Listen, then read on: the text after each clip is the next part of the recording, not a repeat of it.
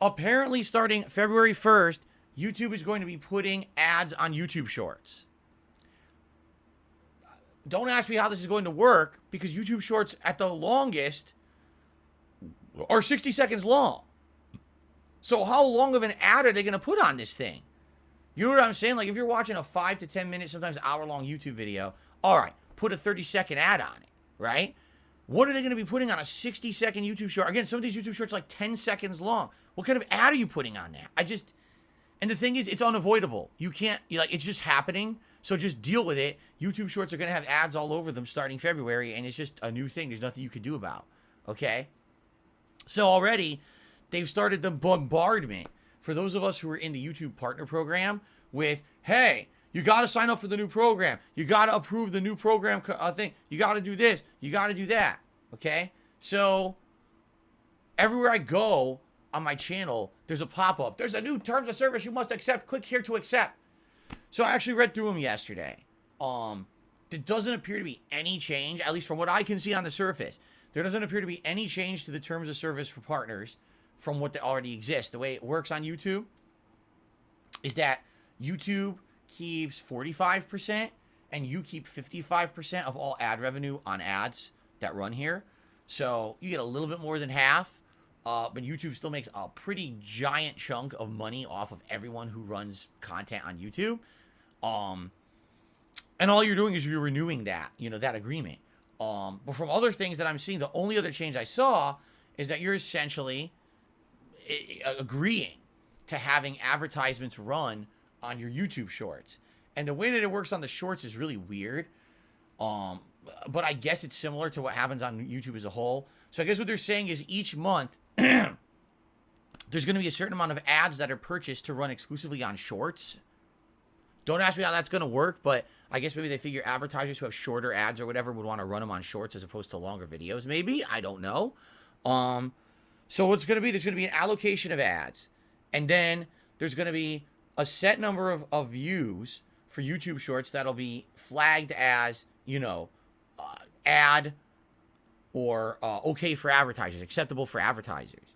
And there'll be some that aren't, but then they mentioned this new program that's really weird. I guess on YouTube shorts, you have the ability to add music to the short, and it's from a pre-selected listing of music, but all the music is licensed. But the catch is, if you do this now, what they're saying is you could still use the music, but your YouTube short will not have as much monetization. Like, let's say, for example, I did a 30-second video, and in the background, it was playing an Eminem song.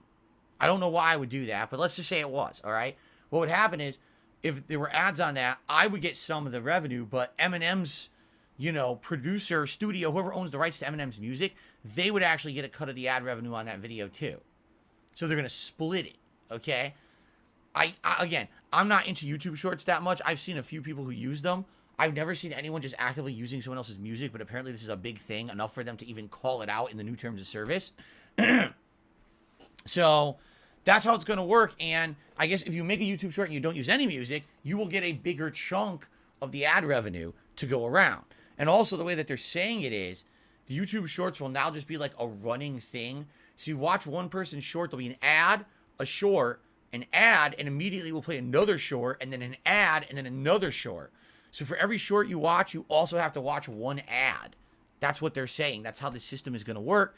And I guess it's the ads that play before and after you get the revenue from both is how it's going to work. But it was kind of funny because they gave a hypothetical. All right, here's the hypothetical they gave. They said, let's say that in any given month, okay, I think the hypothetical they said is there was a $100,000 budget. Now that actually sounds low to me.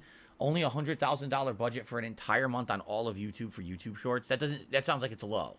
All right. But this is their hypothetical. Let's say in a given month, all right, there's a $100,000 budget for YouTube shorts.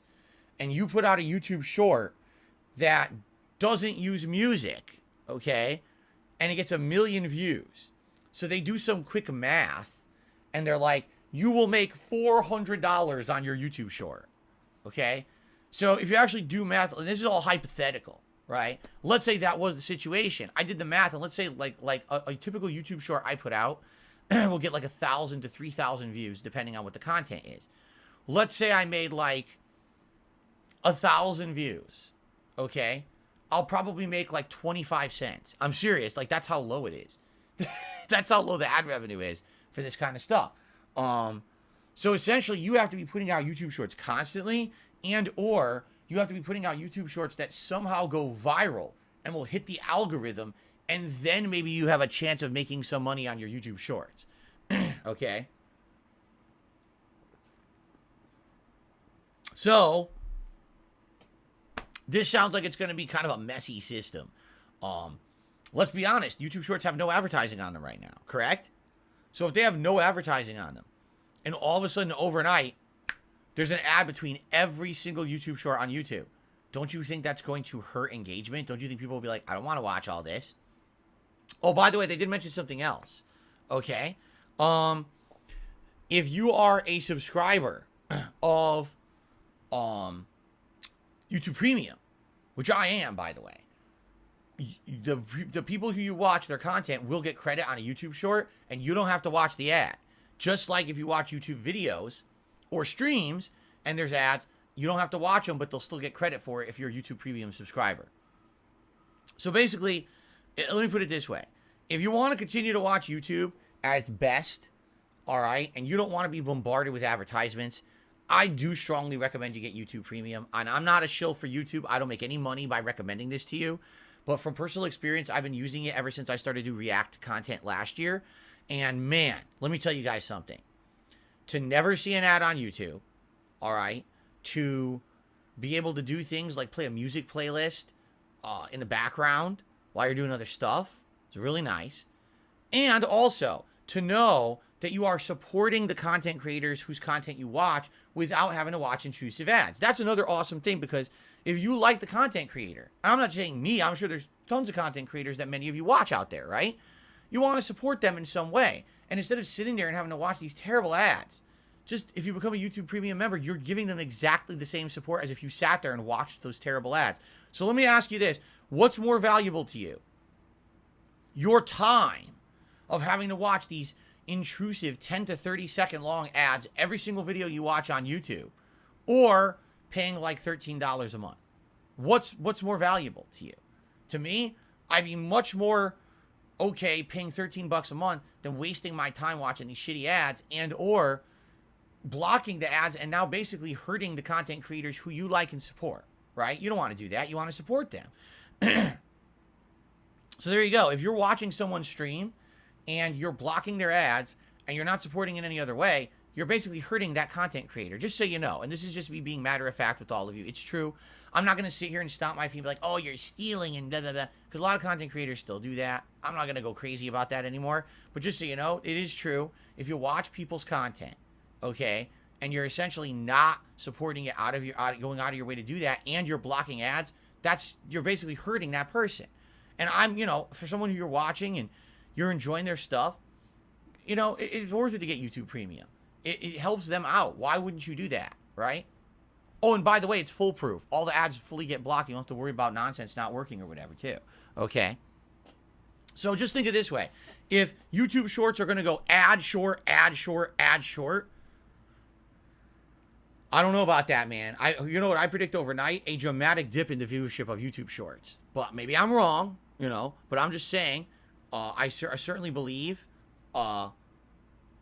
case in point here, that's going to be something that's going to hurt it. But if you have YouTube Premium, you won't see those ads, but you're still supporting the content creator. So anyway, so it's funny because I accepted the new terms of service yesterday. I read through them and they don't seem like any different than the old ones, so I accepted it all. But today I boot up my YouTube to start the stream and there's another pop-up. Why is it there? I click on it. You already accepted these terms. You don't need to do this. You're fine. Oh, okay. Get out of there. I'm going to another screen. It's there again. So why is it here? I click on it. You already did this. You don't have to do this. So once again, the YouTube coders at their best, right? We want everyone to accept the new terms. So let's put a pop-up literally on every page you click on YouTube. But once you do it, there's nothing to tell the site that you've already done it. So you're going to see 400 more pop-ups. It's just like, it seems like it's like they call it amateur night, or, it's like newbie coding. These are supposed to be like Ivy League educated people. These are supposed to be the cream of the crop, the people who know what they're doing better than anyone else. That's who they hire at Google. And it's like when they institute these changes, it's like, did you just start yesterday? Like, did you not understand that people don't want to see the same pop-up 17 times in one day because you're inept and you can't remove it once they accept the terms? Like, what is this? It's so dumb. It just really drives me nuts that this is supposed to be one of the biggest video sharing website on the planet. And when they do these things, it's like a 4-year-old could have told you, I don't want to see this pop up on every page. Like, how do you think that this is okay?